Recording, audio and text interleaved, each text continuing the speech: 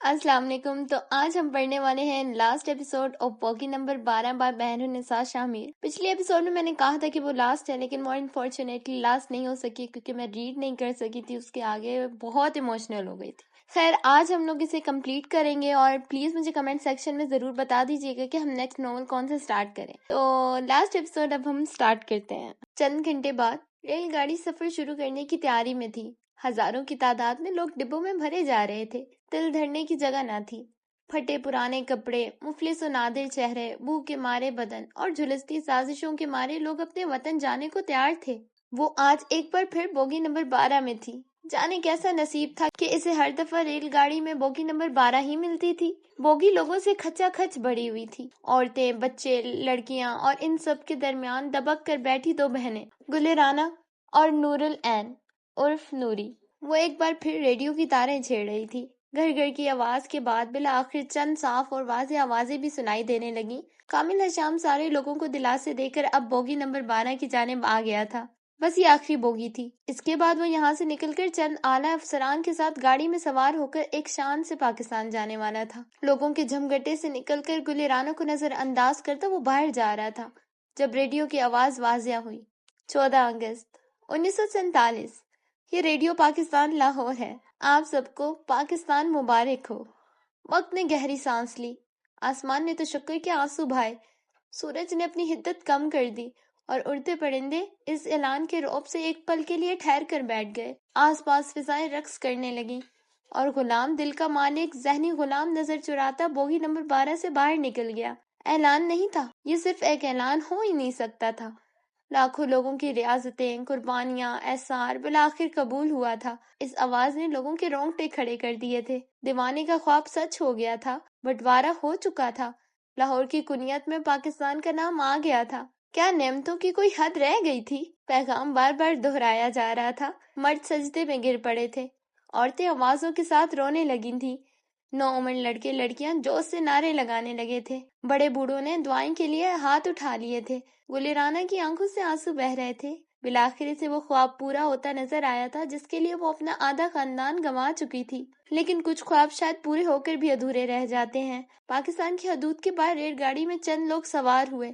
ماتھے پہ سرخ پٹیاں باندھے لوگ ہاتھوں میں ہتھیار لیے اندر داخل ہوئے. بھڑکتے کرتوؤں والے مرد لوگوں کے جسم کاٹنے لگے. ایک ایک بوگی میں آگ لگائی جانے لگی. خون کا ایک سیلاب تھا جو بہہ رہا تھا. آہیں عرش تک جاتی تھیں. بوگی نمبر 12 کی گل رانا نے اپنی بہن کو خود سے لپٹا لیا، لیکن کب تلک کسی نے اسے بالوں سے کھینچ کر باہر نکالا اور پھر پے در پہ اس کے پیٹ، سینے اور پسلیوں میں چاقو مارتے چلے گئے. اس کی آنکھیں ابل رہی تھیں. وہ ہاتھ بڑھا کر نوری کو یہاں سے جانے کا کہہ رہی تھی، لیکن دیر ہو چکی تھی. مشتعل لوگوں نے اس کی چھوٹی بہن کے پیٹ میں تلوار گھسا دی تھی. بچی تڑپنے لگی تھی. اسی لمحے لوگ اتر گئے. چند لمحوں کا کھیل تھا اور سب تباہ ہو گیا تھا. پاکستان جانے والی وہ ریل گاڑی انسانوں سے بھری ہوئی تھی، لیکن سرزمین پاکستان پہ بس لاشیں واپس آئی تھیں. بوگی نمبر 12 کی گل رانا کی آنکھیں چھت سے جا لگیں. جسم ڈھیلا پڑ گیا. سانسوں نے جسم کا ساتھ چھوڑا اور سماعتیں سن ہو گئیں. گل رانا نے پاکستان کو ایک اور قربانی دے دی تھی، اپنی سانسوں کی قربانی. 10 سال بعد پاکستان کے قیام کو 10 سال بیت چکے تھے. ملک ترقی کی جانب گامزن تھا. لوگ خوش تھے، شاید مطمئن بھی. پاکستان بننے کی شروعاتی چند سالوں میں ہندوستان نے کئی قسم کی رکاوٹیں لانا چاہیں. نئے ملک پہ ہتھیار روک اسے دفاعی طور پہ کمزور کرنا چاہا. خزانے کی ناانصافی سے اقتصادی کمزوری اور ملک پہ پانی روک کر اندر کے بدلے کی آگ مٹانی چاہی. ہماری کہانی کا مرکز اس وقت لاہور کے ایک بیابان میں جل کر خاک ہو چکی ریل گاڑی ہے، جہاں چند دنوں میں ایک تھیٹر ڈرامہ پیش ہونا تھا جس میں اعلیٰ پائے کے فنکاروں نے حصہ لیا تھا. ساری ریل گاڑی جل کر خاک ہو چکی تھی، لیکن بوگی نمبر 12 جوں کی توں تھی. یہ ریل گاڑی 14 اگست 1947 کو ہندوؤں اور سکھوں کے اعتاب کا نشانہ بنی تھی. اس وقت لکھاریوں کا ایک ٹولہ، کچھ ادبی شعبے اور کچھ تھیٹر سے تعلق رکھنے والے افراد بوگی نمبر 12 کے باہر موجود تھے. عالمی سطح پہ ہونے والے ایک تھیٹر ڈرامے میں پاکستان بننے کی مشکلات کا ذکر ہونا تھا، جس کے لیے لکھاری موجود تھے. جس کی کہانی سب سے اعلیٰ، وہی کہانی ڈرامے کے لیے استعمال ہونی تھی. فنکاروں کو ابھی سے یہاں بلایا گیا تھا تاکہ جگہ دیکھ کر اپنا ذہن تیار کر سکیں. مہمان خصوصی اب تک نہیں آ سکے تھے. وہ 10 سال پہلے ہونے والے واقعات کے عینی شاہد تھے. کچھ وقت بعد فنکار اپنے کام کو چلے گئے اور لکھاری کہانی کے انتظار میں وہیں رہے. 4 لڑکیاں اور 1 لڑکا۔ سب کی عمر تقریباً 19 یا 20 کے قریب تھی۔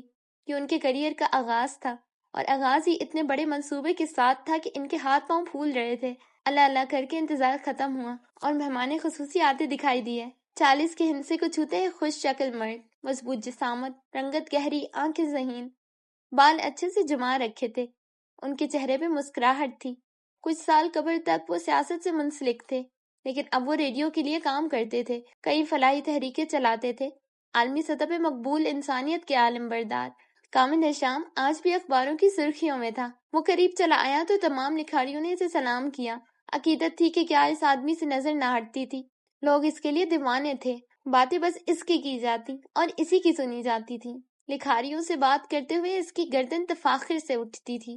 کامل اس سے بات کر رہا تھا جب اسے بوگی نمبر 12 کے دروازے سے کوئی جھانکتا نظر آیا۔ کوئی شناسائی کسی رمق تھی۔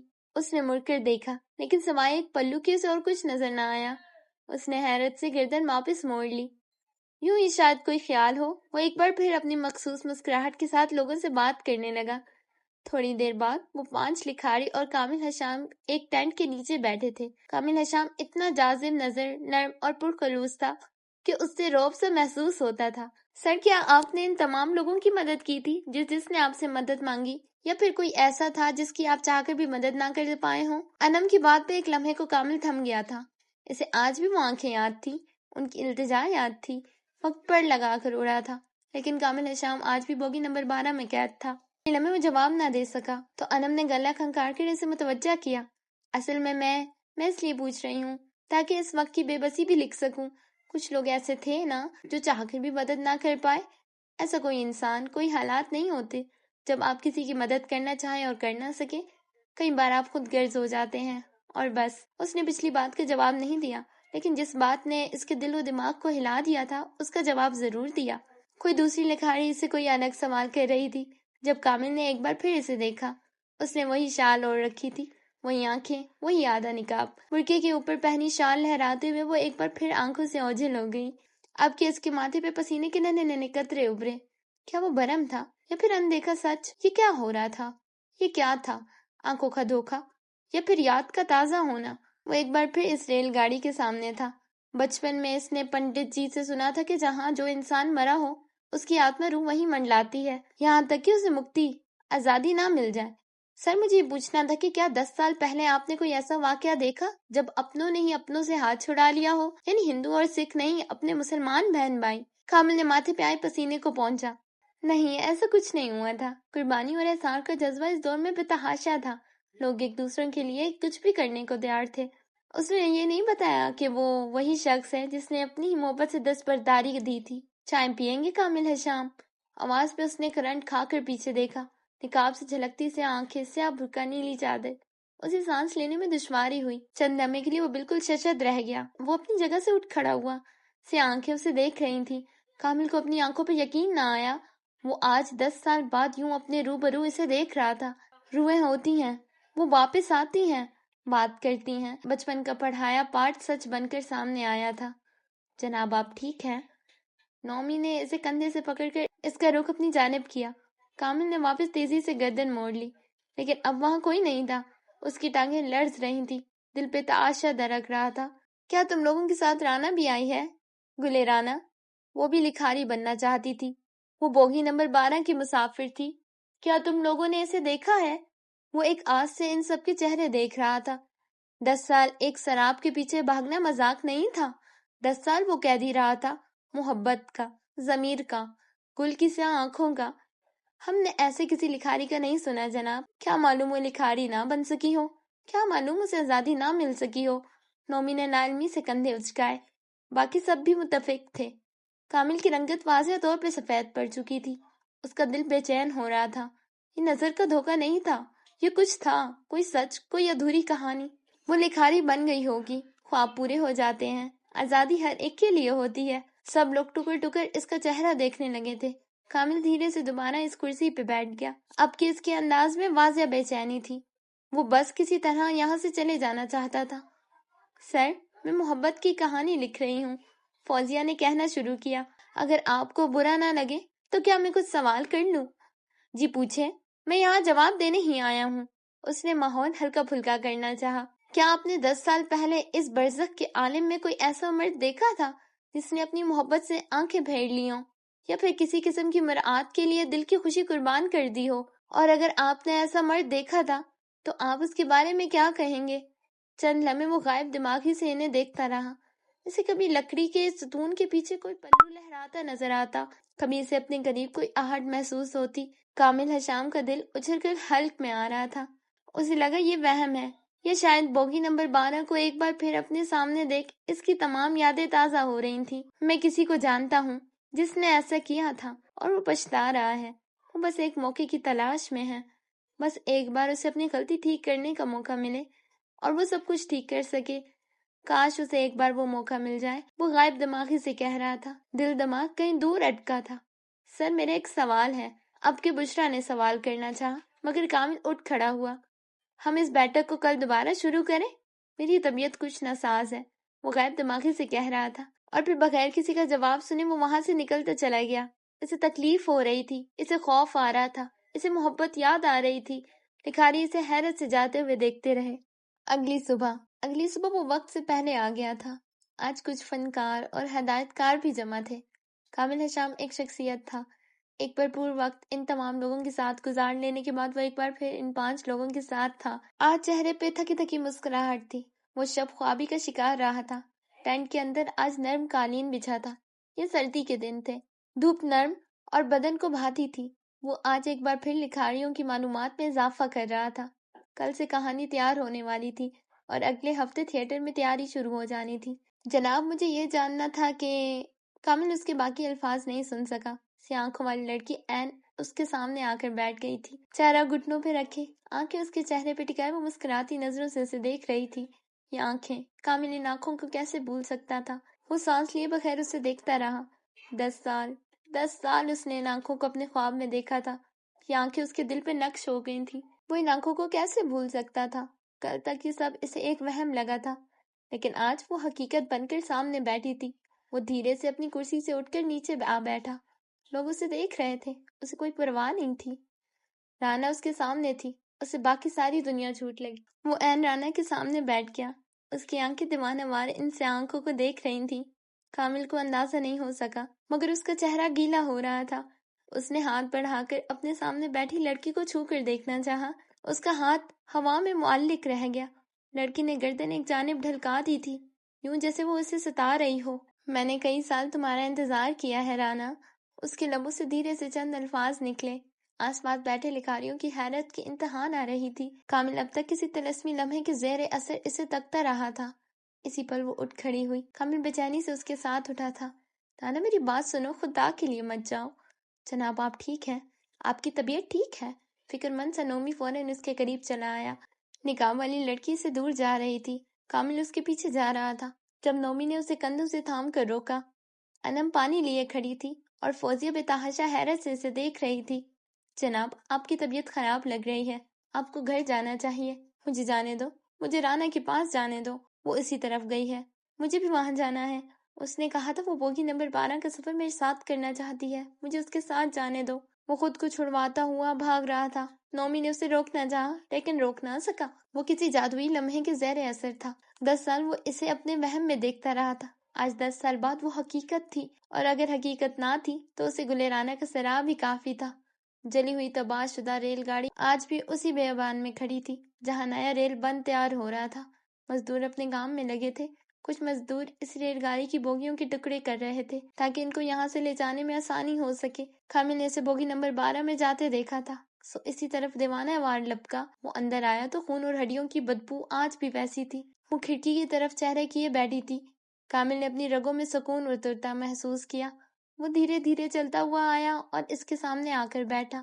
نقاب سے جھلکتی سے آنکھیں وقت کی گردشوں کے بعد اپنا سحر نہ کھو سکی تھی۔ یہ تم ہو نا گلیرانا؟ میں جانتا ہوں یہ تم ہو، جانتی ہو میں نے تمہارا کتنا انتظار کیا ہے۔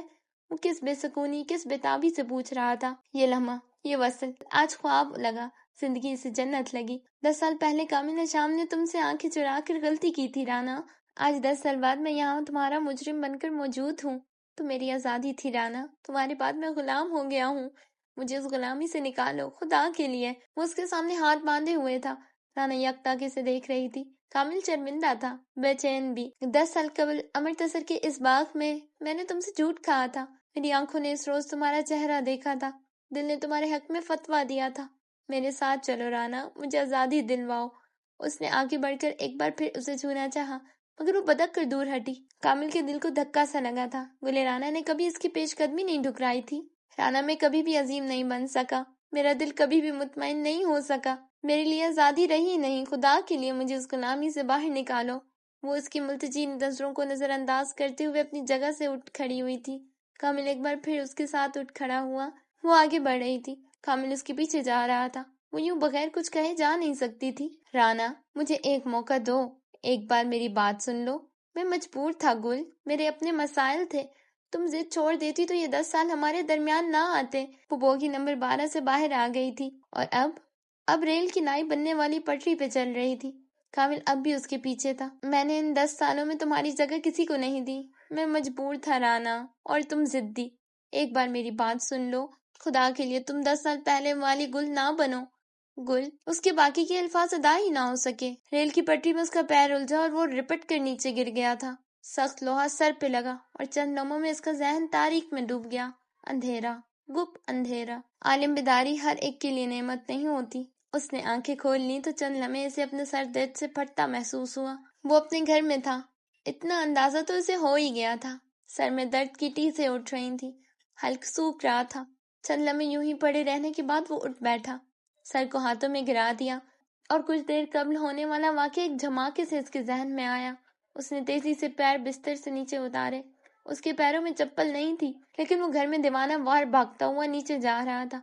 फटता हुआ सर, खुश्क होता हुआ हल्क, उसे किसी चीज की परवाह नहीं थी। अपनी गाड़ी में बैठते हुए उसने चाबी लगाई। मुलाजिम इसके आगे पीछे थे, वो इसे रोक रहे थे, लेकिन वो नहीं सुन रहा था। लाहौर की सड़कों पे उसकी गाड़ी अपनी पूरी रफ्तार से भाग रही थी। मिलाकर वो दोबारा इस बेयाबान में आ गया था जहाँ वो अजली रेलगाड़ी थी, लेकिन अब वहाँ वो अजली रेलगाड़ी नहीं थी। कामिल को अपना दिल रुकता महसूस हुआ। मजदूर अब अपना सामान बांधने घर जाने की तैयारी कर रहे थे। कामिल फटी फटी निगाहों से उस खाली जगह को देख रहा था। उसे अब भी यकीन नहीं आ रहा था। जब एक उधेड़ उम्र मजदूर की नजर इस पे पड़ी, वो मुखलिस सी फिक्रमंदी से आगे बढ़ आया। कामिल बाबू, आप ठीक तो है ना? सुबह आपकी तबीयत बहुत खराब हो गई थी। आप कैसे हैं? यहाँ से रेलगाड़ी कहाँ गई? बोगी नंबर 12 कहाँ है? वहाँ गुल थी, मेरी गुल। बोगी नंबर 12 कहाँ है? उसका चेहरा गीला था, हल्का दुख रहा था। बूढ़े मजदूर ने तासुब से सर हिलाया। 1.5 साल से यहाँ काम कर रहा हूँ बाबू। वो नीली चादर वाली लड़की नहीं, आत्मा है। कामिल हशाम जहाँ था वहीं थम गया। उसे दुनिया अपने सर पे घूमती महसूस हुई। कई बार हमें भी नजर आई है। भूले भटकों का रास्ता दिखाती है और रातों में लालटेन लेकर घूमती है। मेरे साथ जो मजदूर काम करता है उसने बताया था कि 10 साल पहले किसी हादसे में इसकी मौत हो गई थी। तब से बेचारी की आत्मा यहाँ से वहाँ भटक रही है। भगवान उसकी आत्मा को शांति दे। वो हिंदू मजदूर दाइया लहजा में कहता कामिल का कंधा थपकता आगे बढ़ गया। कामिल अब तक सुन था, साकित, चल। फिर धीरे धीरे वो इस पथरीली जमीन पे बैठ गया। उसकी आंखें नीम मुर्दा हो गई थी। गर्दन में फंदा तंग होने लगा था। वो जिस आजादी की उम्मीद पे यहाँ आया था वो अब नहीं रही थी। कामिल हशाम एक बार फिर गुलाम बन गया था। काश मैं उसे मुक्ति आजादी दिला सकता। मैं गुल को नहीं बचा सका। वो सारी जिंदगी यूं ही रहेगी और ये गुनाह मेरे हिस्से में आया है। वो जमीन पे बैठा बड़बड़ा रहा था। टैंकी और उसकी पुश्त थी। पंडितों के मोहल्ले से आया शख्स रूहों के भटकने पे ईमान ला चुका था और अब सारी उम्र की कैद उसका बख्त थी। उसने आधी जिंदगी मुसलमानों के साथ गुजार दी, लेकिन जिसके दिल में खोट हो वो कभी दीन दुनिया का नहीं हो सकता। कामिल हशाम का असल वही पंडितों का मोहल्ला था और वो आज भी वहीं था, दिल से भी दिमाग से भी। अब जरा नजर मोड़कर टेंट से निकलकर अपने घर जो जाते 6 लिखाड़ी को देखो तो 1 मिनट। 6? हाँ बिल्कुल 6। छठी लिखारी ने नीली चादर ओढ़ रखी थी। उसकी सियाह आंखें बिल्कुल अपनी बहन की आंखों जैसी थी। तुमने कहा था अगर हमने तुम्हारी बात मान ली तो तुम इस कहानी के मुकाबले में हिस्सा नहीं लोगी। अब तुम अपनी बात पे कायम हो ना? फौजी अपने साथ चलती नीली चादर वाली लड़की से कह रही थी। नूरुल ऐन की बात पत्थर पे लकीर होती है, यहाँ सवाल की गुंजाइश नहीं होती। लड़की ने चादर सर से सरका दी। बस आंखें इसने अपनी बड़ी बहन से ली थी और शायद एतमाद भी। नूर, क्या तुम्हारी बड़ी बहन लिखारी बनना चाहती थी? उसने कुछ ना कुछ तो लिखा होगा। बिकता है कामिल हशाम, गुलेराना कभी लिखारी नहीं बनना चाहती थी। اس کی تمام کہانیاں میرے لیے تھیں۔ وہ اکڑ اور بدتمیز ہو گئی تھی، وقت نے اسے بدل کر رکھ دیا تھا۔ یہ گل رانا کی نوری نہ تھی۔ ویسے نور، اب بتاؤ تو تمہیں آخر کیا ملا؟ اس آدمی کے ساتھ یہ سب کر کے مجھے تو اب وہ اچھا خاصا پریشان لگ رہا ہے۔ نومی کو صدمہ لگا تھا۔ اس نے میری بہن سے کہا تھا آزادی ہر ایک کے لیے ہوتی ہے۔ غلط کہا تھا، آزادی ہر ایک کے لیے نہیں ہوتی۔ کل گل رانا کے لیے نہیں تھی، آج سے کامل حشام کے لیے نہیں ہوگی۔ نفرت، بے تحاشا نفرت تھی اس کے لہجے میں۔ تمہیں کیا لگتا ہے اسے ہمارے اس ڈرامے پہ یقین آ گیا ہوگا؟ انم کو اب بھی شک تھا۔ نور العین مسکرائے، فریب کار مسکراہٹ، انتقامی مسکراہٹ۔ کم وقت پنڈتوں کے محلے سے آیا ہے۔ مرنے کے بعد روح کی زندگی، 7 جنم اور آتماؤں کا اپنے انتقام کے لیے واپس آنا، ان سب پہ اس کا یقین کامل ہے۔ آزاد زمین کے ٹکڑے پہ ضرور آیا ہے وہ، لیکن ذہنی غلامی ساتھ لایا ہے۔ اب جب تک زندہ رہے گا غلام رہے گا۔ لکھاری اب دور جا رہے تھے، ان کی آوازیں معدوم ہوتی جا رہی تھیں، اور پھر اگلے کئی سالوں بعد بھی کامل حشام بوگی نمبر 12 کو نہیں بھول سکا۔ وہ اس نیلی چادر کو نہیں بھول سکا اور گل رانوں کو نہیں بھول سکا۔ اس نے اپنی زندگی کے آخری دن بھی ایک بے یقینی غلامی میں گزارے۔ سکون کی نیند اسے کبھی نہ آ سکی تھی۔ وہ راتوں میں اٹھ بیٹھتا تھا، اسے روحوں کا خوف سونے نہیں دیتا تھا، اسے گل رانا کی موت کا غم کھا رہا تھا۔ وہ ذہنی غلام تھا اور اس نے اپنی بقایا زندگی غلامی میں گزاری۔ سال 2020، وقت شام کے 5، جگہ کراچی۔ یہ ایک بک سائننگ سیرمنی کا منظر ہے۔ کراچی کے ایک بہت بڑے ہوٹل میں ایک عظیم لکھاری آج اپنے پیشے سے ریٹائرمنٹ دے رہی تھی۔ لوگ نم آنکھیں لیے حال میں جمع تھے۔ ایک تاریخی ناولٹ، بوگی نمبر 12 سے شہرت حاصل کرنے والی عالمی سطح پہ مقبول لکھاری نور العین آج اپنی آخری کتاب سائن کرنے والی تھی۔ بوڑھا وجود ایک آرام دہ صوفے پہ تھا، اس کے اوپر ایک سفید پتی تھی، اور اب وہ لوگوں کو اپنی زندگی کے احوال سنانے کو تیار تھی۔ باقی سارا حال تاریکی میں ڈوبا تھا۔ آپ کی ہر کتاب گل رانا کے نام ہوتی ہے، آج تک آپ نے یہ نہیں بتایا کہ گل رانا کون تھی اور آپ کی کہانیوں میں ان کا کیا کردار ہے۔ ایک 17-18 برس کے لڑکے نے سوال کیا تو بوڑھی کہانی کار مسکرائیں۔ یہ سوال پوچھے کہ گل رانا کی کہانیوں میں میرا کیا کردار ہے؟ اس کی برجستگی سے کہنے پہ لوگوں نے اچنبھے سے اسے دیکھا۔ جو کہانیاں میں نے آج تک لکھی ہیں وہ تمام کہانیاں میری بڑی بہن گل رانا کی تھی۔ میری بہن جسے تقسیم ہند کے وقت میں نے کھو دیا، وہ ایک کہانی کار تھی، لیکن وہ کاغذ اور قلم سے ڈرتی تھی۔ اس نے اپنی زندگی کے 18 سال کہانیاں جمع کی تاکہ کبھی کسی دور میں نور العین عرف نوری ان کہانیوں کو صفحات پہ اتار سکے۔ میری بڑی بہن کی خواہش تھی کہ میں کہانیاں لکھوں، اور میں نے لکھی، ساری زندگی کہانیاں ہی لکھی، لیکن اب عمر کے اس حصے میں اس پیشے سے دستبرداری دیتی ہوں۔ آپ نے گل رانا کو تقسیم ہند کے وقت کھو دیا، یعنی آپ ان فسادات کی گواہ ہیں؟ دبے دبے جوش سے اور حیرت سے پوچھا گیا۔ نور العین کی آنکھیں یکدم سنجیدہ ہو گئی تھیں۔ سالوں پرانا بھولا بسرا منظر آنکھوں کے سامنے آ گیا۔ کرب نے اس کے دل کو جکڑ لیا تھا۔ کمال کی بات ہے 1947 میں فسادات ہوئے تھے اور مجھے معلوم بھی نہ ہو سکا، حالانکہ میری عمر 10 سال تھی۔ وہ عجیب سے لہجے میں بولی تو لوگ اسے عجیب نظروں سے دیکھنے لگے تھے۔ نور نے اضافہ کیا، تاریخ دان لکھتے ہیں 1947 میں تاریخ کے بدترین فسادات ہوئے تھے۔ جھوٹ لکھتے ہیں، فسادات نہیں ہوئے تھے، وہ ایک پل کو رکی، ڈھیر ساری نمی کو اندر دھکیلا۔ 1947 میں تاریخ کی بدترین نسل کشی ہوئی تھی۔ اس کی آخری بات اتنی آہستہ تھی کہ بمشکل وہ خود سن سکی ہو، لیکن اتنی تیز بھی تھی کہ لوگوں کو اپنے کان سن ہوتے محسوس ہوئے۔ اس کا گلا بھاری ہو رہا تھا، دل پہ بوجھ پڑ رہا تھا۔ 1947 میں جینوسائیڈ ہوا تھا، تاریخ کا بدترین جینوسائیڈ، جس میں نے اپنی ماں، اپنا بھائی اور گل رانا کو کھویا۔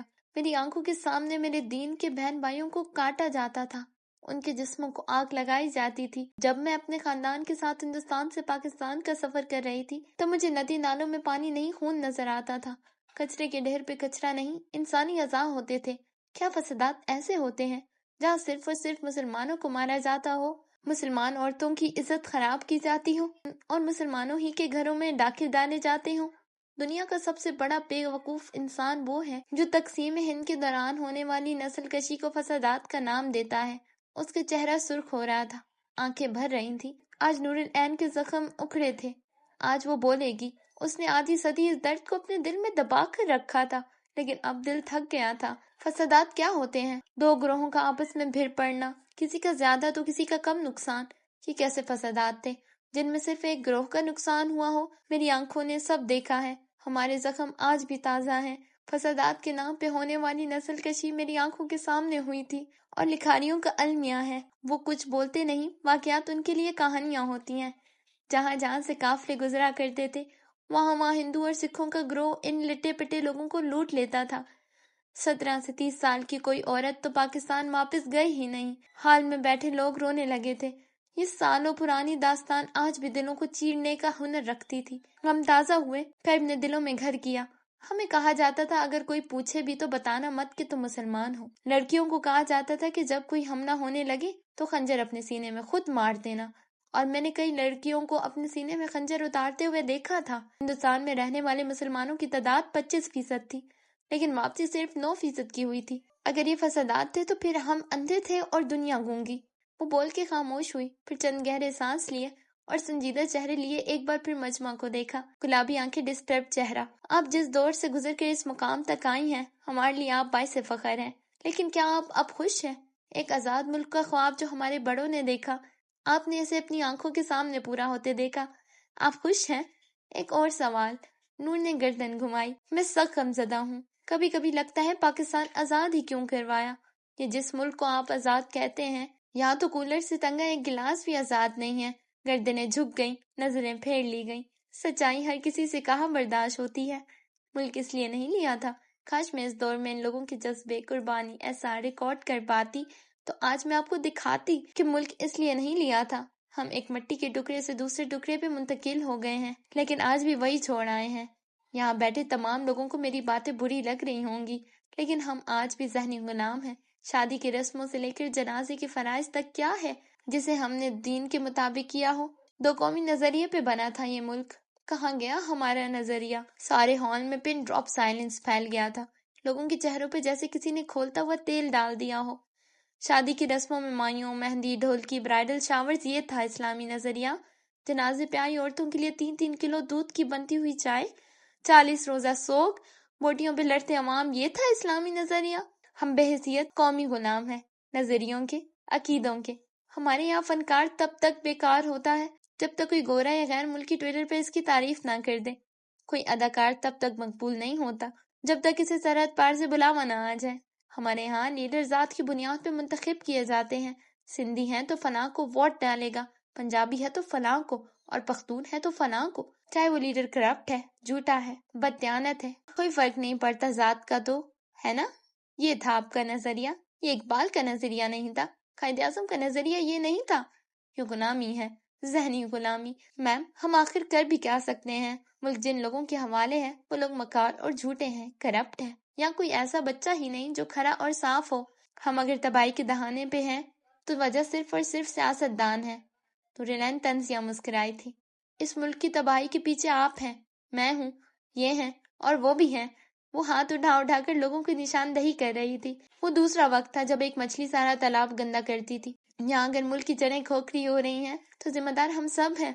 मुल्क कैसे चलता है, कैसे अमीर होता है और कर्जा कैसे उतरता है। उसने रुककर इतराफ में नजर दौड़ाई। हर कोई दम साधे हुए था। मुल्क खजाने से अमीर होता है और खजाना टैक्स से भरता है। आप लोगों में से सिर्फ एक उठकर कह दे कि वो मुल्क की टैक्स में किसी किस्म की कोताही नहीं करता। ऐसी फ्रिज और मुख्तलिफ मशीनरी इस्तेमाल करने के बाद भी पूरा बिल देता है। जब बिजली कुंडा लगा कर चोरी की जाए तो चोर बस सियासतदान को ना कहा जाए।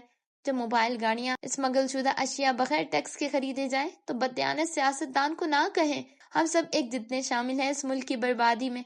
अगर आपको लगता है फलां लीडर इक्तदार में आते ही सब ठीक कर देगा तो आप गलत हैं।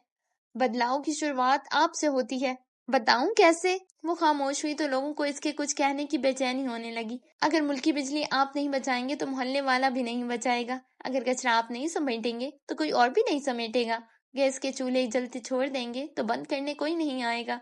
आपको लगता है आप एक बिजली, गैस, पानी बचाकर क्या करेंगे? आपका फेंका हुआ एक शापर क्या कचरा फैलाएगा? अगर बाकी की 22 करोड़ आवाम भी यही सोचने लगी तो क्या होगा? हाल में बैठे लोगों के चेहरे सफेद पड़ने लगे थे। हकीकत का थप्पड़ बहुत जोर से लगता है। जानते हैं वो दो कौमें अलग क्यों हुई?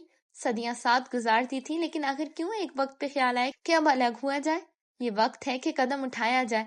बंटवारा एक बहुत बड़ी बात होती है। यूं ही शाम की बैठक में चाय पीते पीते ख्याल नहीं आ जाता कि चलो मियाँ अब बंटवारा करते हैं। ये सिग्नल्स होते हैं जो बंटवारा करवाते हैं। हिंदुस्तान में मुसलमानों की आबादी वाले इलाके में ईद के रोज दंगे होने लगे थे, क्योंकि इन्हें लगा था ये इनका मुल्क है। मुसलमानों के लिए सिग्नल था कि अब बाहर निकला जाए। اب جب آپ عید پہ اپنے گھر مٹھائی اور کپڑوں سے بھر دیتے ہیں اور فطرانے بھول جاتے ہیں، یہ وقت ہے آپ کے سگنل کا۔ اس نے ہمیشہ بس لکھا تھا، آج وہ بول رہی تھی، لوگوں پہ لازم تھا کہ اسے سنا جائے۔ مسلمانوں کے بچوں کو مندر میں تعلیم دی جانے لگی تھی، کنویں سے پانی نکالنے کے لیے ہمیں گھر سے برتن لانے پڑتے تھے۔ یہ تھے اس دور کے مسلمانوں کے سگنلز۔ اب جب بڑی عید پہ جب قربانی کے جانور سیدھے سیدھے کاٹ کر گوشت فریج میں رکھ دیے جاتے ہیں، یہ سگنل ہے بدلاؤ کا۔ یہ دور بھی قربانی اور احسار کا ہے، یہ دور بھی جنگ کا ہے، خود سے جنگ، کیونکہ جب تک آپ نہیں بدلیں گے ملک نہیں بدلے گا۔ وہ چند پر بالکل خاموش ہو گئی۔ لوگ شرمندہ تھے، ان کو ہونا بھی چاہیے تھا۔ میری بہن گلی رانا نے اس ملک کے لیے کئی خواب دیکھے تھے، لیکن پھر ایک روز بوگی نمبر 12 میں نے اسے کھو دیا۔ خواب ختم نہیں ہوتے، آنکھیں تبدیل ہو جاتی ہیں، یہ میں نے اس روز سمجھ لیا تھا۔ میں اس بوگی کی واحد سروائیور تھی، لیکن میرا سفر اب ختم ہو رہا ہے۔ میں نے قربانیاں دی ہیں، اب آپ کی باری ہے۔ آپ ہیں بوگی نمبر 12 کے نائب مسافر۔ بوڑھی کہانی کار اپنی کہانی ختم کر چکی ہے۔ بوڑھی کہانی کار اپنی کہانی ختم کر چکی، اب وہ اسٹیج سے پلٹ رہی تھی، کوئی اس کی ویل چیئر گھسیٹ رہا تھا۔ بوگی نمبر 12 کی واحد سروائیور اپنا فرض پورا کر چکی تھی، اب کس کی باری تھی؟ ریل گاڑی کے سفر میں ایک دھرتی سے دوسری دھرتی، کچھ خواب آنکھوں کے، کچھ خیال نئے خطے کے، ان سب کے درمیان کئی لوگ چلے۔ وہ لوگ جنہوں نے جانیں لٹائیں، وہ کہ جنہوں نے عصمتیں برباد کروائیں۔ ان کی آنکھیں الوائی خواب بنتی تھیں، ان کے ارادے کئی عذب بناتے تھے۔ وہ لوگ اب نہیں، وہ خواب برباد ہوئے، وہ قربانیاں رائے گا گئیں۔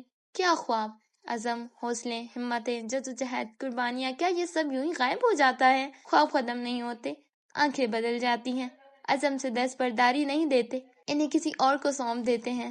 حوصلے ٹوٹتے نہیں، کسی اور کے کندھے پہ رکھے جاتے ہیں۔ مجھ سے سوال کرتے ہو وہ آنکھ کون سی ہے، وہ کندھے کس کے ہیں، وہ حوصلے کون جٹائے گا؟ عزیز من، تم۔ ہاں تم ہو نئے خواب، مضبوط کندھے، جواں عزم، نئے حوصلے۔ ہاں تم، بس تم ہو بوگی نمبر 12 کے نئے مسافر۔ زبردست، بہت ہی عمدہ ناول تھا، مجھے تو پڑھ کے بہت مزہ آیا، اور آپ بھی اپنے رائے ضرور دیجیے گا کمنٹ سیکشن میں۔ ہم اپنا ایک نیو ناول کل سے انشاءاللہ سٹارٹ کریں گے، تب تک مجھے اپنی دعاؤں میں یاد رکھیے گا، اپنا بہت سارا خیال رکھیے گا۔ اللہ حافظ۔